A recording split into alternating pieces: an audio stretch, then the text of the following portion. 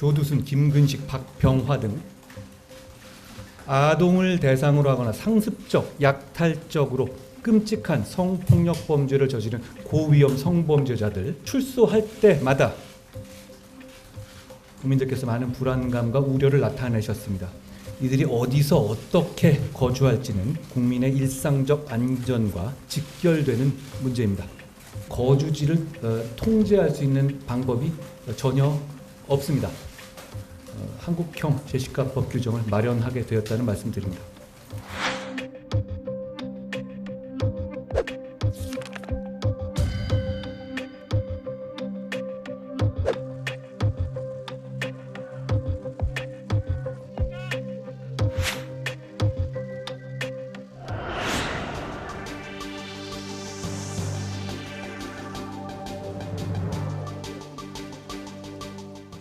안녕하십니까, 법무부 장관입니다. 올해 초 저희는 법무부 업무 보고를 통해서 한국형 제시카법을 도입하겠다고 말씀드린 바 있죠. 흉악한 성폭력 범죄자가 출소할 때마다 국민 여러분께서 더 이상 불안해 하시지 않도록 국가가 철저하게 관리할 수 있는 방안을 마련하고자 그동안 많은 고민과 논의 그리고 의견 수렴을 해왔습니다. 그 결과 오늘 고위험 성폭력 범죄자의 거주지 제한 등에 관한 법률 제정안을 마련했습니다. 또한 고위험 성범죄자에 대한 국가의 관리를 더욱 강화하기 위해서 성폭력 범죄자의 성충동 약물 치료에 관한 법률 개정안도 훨씬 강화된 형태로 함께 준비했습니다. 우리나라 현실에 맞는 최선의 제도를 도입하고자 검토한 것이고요. 입법 예고에 앞서서 오늘 국민 여러분께 그 내용에 대해서 제가 설명드리겠습니다. 차례는 보시는 바와 같고요. 추진 배경에 대해서 말씀드리죠. 조두순, 김근식, 박병화 등 아동을 대상으로 하거나 상습적, 약탈적으로 끔찍한 성폭력 범죄를 저지른 고위험 성범죄자들, 즉 섹슈얼 프레데터들이 출소할 때마다 국민들께서 많은 불안감과 우려를 나타내셨습니다. 그 우려와 걱정에 10분 공감합니다. 13세 미만의 아동을 대상으로 하거나 3회 이상 성폭력 범죄를 저질러서 10년 이상 장기의 징역형을 선고받은 고위험 성폭력 전자감독 대상자들이 현재 300명 나와 있습니다. 앞으로도 매년 60명가량씩 당분간 계속 출소할 것으로 예상됩니다. 그러니까 제가 말씀드린 이런 약탈적 성범죄자들이 한 해에 60명씩 죄값을 형기를 마치고 저는 그게 죄값이 온당하다고 생각하지는 않습니다만 출소하게 됩니다. 사회로 나오는 것이죠. 이들이 어디서 어떻게 거주할지는 국민의 일상적 안전과 직결되는 문제입니다. 이런 고위험 성범죄자들에 대해서 근본적으로는 더 중형이 선고되어야 한다고 생각합니다. 이런 사람들 사회에 젊어서 나오면 안 된다고 생각합니다. 거기에 맞는 양형 기준의 강화 같은 제도 개선을 계속 추진하고 있고 그것대로 할 것이라는 말씀 먼저 드립니다. 그러나 그와 별개로 이미 형을 선고받고 형기를 마친 고위험 성범죄자들이 출소해서 지속적으로 사회로 돌아오고 있는 것에 대한 국민 불안을 줄여드리는 조치는 필요합니다. 지금까지 이런 일은 계속 있어 왔는데 정부의 입장은 헌법상 원칙 그리고 현재 법상 어쩔 수 없다고만 하는 것이었죠. 근데 그래서는 안 된다고 생각합니다.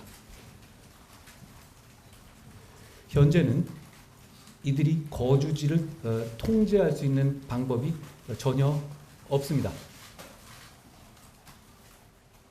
형기를 종료한 거기 때문에 죄값을 치른 것이고 자유인이고 헌법상 거주인연의 자유가 있기 때문에 특별한 법이 없으면 어디 살아라 어디 살지 말아라고 할 수 없는 것이죠. 그러다 보니 고위험 성범죄자들이 출소 거주지를 임의로 선택하게 돼서 대학생들이 많이 몰려 있는 원룸촌이나 학교 주변에 거주하더라도 막을 방법이 없습니다.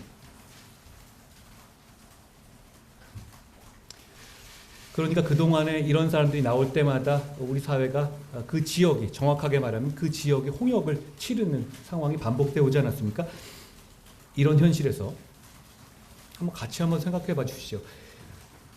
우리의 선택지는 현행대로 방치하는 것과 여기에 대해서 대책을 마련하는 것, 이 두 가지 중에 하나일 겁니다. 이 문제는 방치냐 대응이냐, 이것부터가 고민의 시작입니다. 솔직히 말씀드리면 방치가 정부 당국 입장에서는 쉬운 선택이고 욕먹지 않을 선택입니다. 왜냐하면 대책이 그렇게 쉽지 않은 데다가 그동안에 방치해온 전례가 있기 때문이죠. 그러면 다만 그때마다 매번 국민들이 고통받을 겁니다. 저는 많은 국민들께서 대책 마련의 필요성을 느끼고 계시다고 생각하고 저희도 그렇게 생각합니다.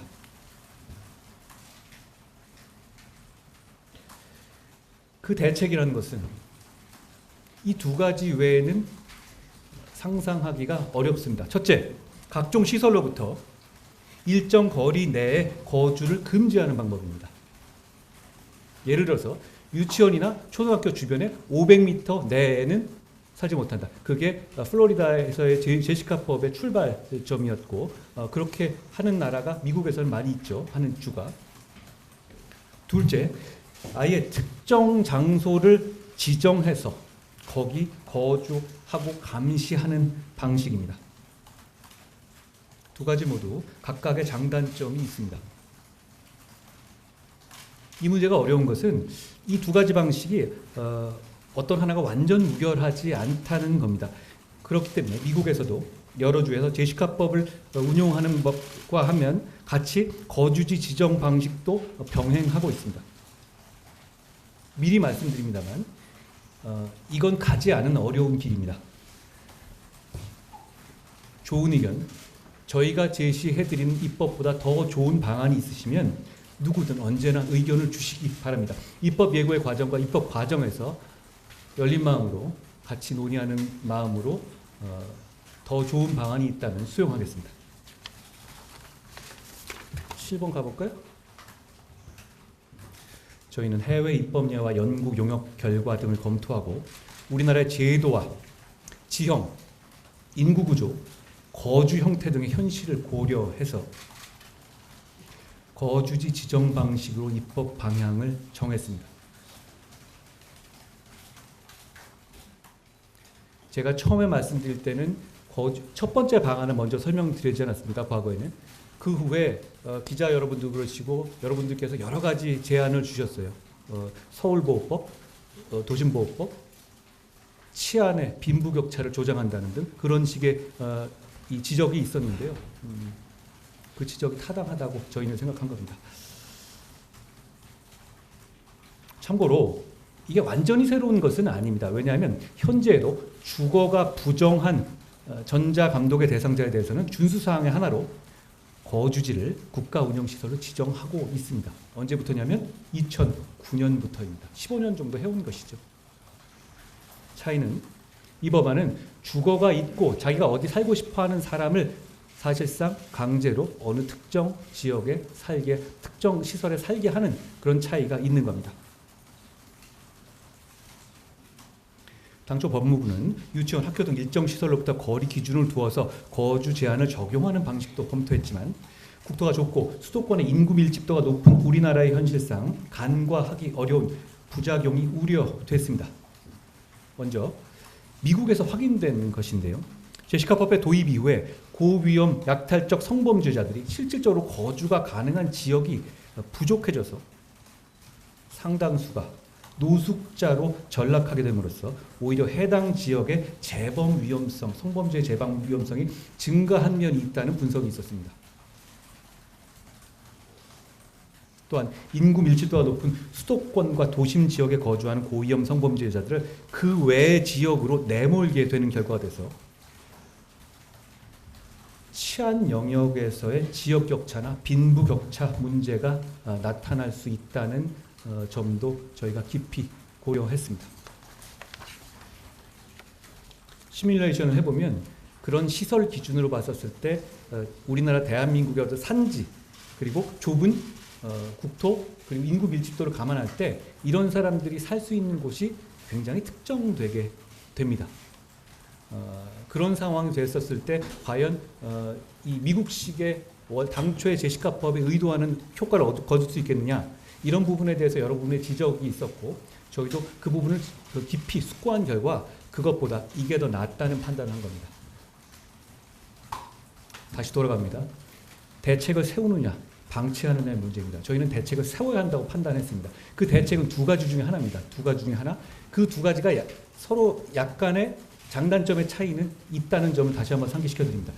이에 거주 제한의 부작용을 최소화하면서도 고위험 성범죄자에 대한 국가 관리를 강화해서 국민들께서 더욱 안심하실 수 있도록 국가 등이 운영하는 시설로 이들의 거주지를 지정하는 방식으로 입법 방향을 정하는 겁니다. 사실 이런 방식은 단순히 성범죄자들 내쫓겠다는 거리 제한의 방식보다는 국가의 관리 책임이 더 커지는 방식입니다. 그럼에도 저희는 우리나라 현실에서 국민들 성범죄로부터 보다 두텁게 보호할 수 있는 최선의 방식은 이거라고 생각했습니다. 그래서 출소해서 사회로 돌아온 고위험 성범죄자들을 더욱 적극적으로 관리하기 위해서 이런 방식으로 한국형 제시카법 규정을 마련하게 되었다는 말씀드립니다. 이제 내용에 대해서 말씀드리겠습니다. 먼저 거주지 제한법 제정안의 주요 내용입니다. 적용의 대상입니다. 아무 성범죄나 하겠다 그런 것 아닙니다. 그러니까 문제가 두 가지가 있습니다. 이게 효과가 있느냐의 문제, 그리고 이게 너무 남용될 수도 있는 것 아니냐의 문제인데요. 남용될 우려는 크지 않다고 봅니다. 지금 저희가 말하는 이 요건, 아까 말씀드렸죠. 거주지 제한 명령은 약탈적 성폭력 범죄자, 즉 섹슈얼 프레데이터에 한정하여 적용합니다. 이들은 불특정 다수를 대상으로 반복적 성폭력 범죄를 저지른 등 위험성이 높은 범죄자입니다. 구체적으로 13세 미만 아동을 대상으로 하거나 3회 이상의 성폭력을 저지른 전자감독 대상자 중 여기는 각각 5화입니다. 또는 있죠. 그런데 10년 이상의 형을 선고받은 사람에 대해서 적용됩니다. 이런 정도가 되면 현행 저희가 이 선고받은 내역들을 분석해 보면 그냥 보면 입이 쩍 벌어지는 나쁜 놈들입니다. 그리고 이 사람들이 과연 구치소에서 한 10년, 15년 있었다고 해서 달라질까에 대해서 굉장히 우려가 되는 사람들인 것이죠. 그러니까 일상적으로 어떻게 보면 서로 간에 다툼에서 나오는 성폭력 사건이라든가 이런 부분도 있지 않습니까? 정도가 있죠. 그런 것과 다르고 일종의 약탈적, 그러니까 이게 모양은 이상하지만 미국에서 섹슈얼 프레데이터라고 하거든요. 어떻게 보면 발바리 같은 류의 어떤 그런 류의 사람들이 있지 않습니까? 그런 범죄자들을 말씀드리는 겁니다. 거기에 한정해서 운용할 것이라는 거고요.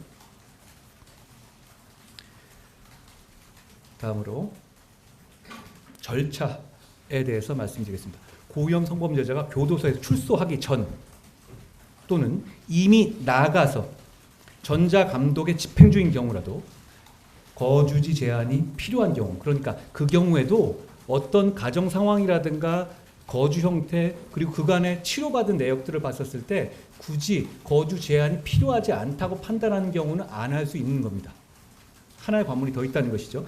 보호관찰소장의 신청 그리고 검사의 청구, 두 단계 판단을 거칩니다. 그리고 최종적으로 법원이 거주지 제한 명령을 부과하도록 했습니다.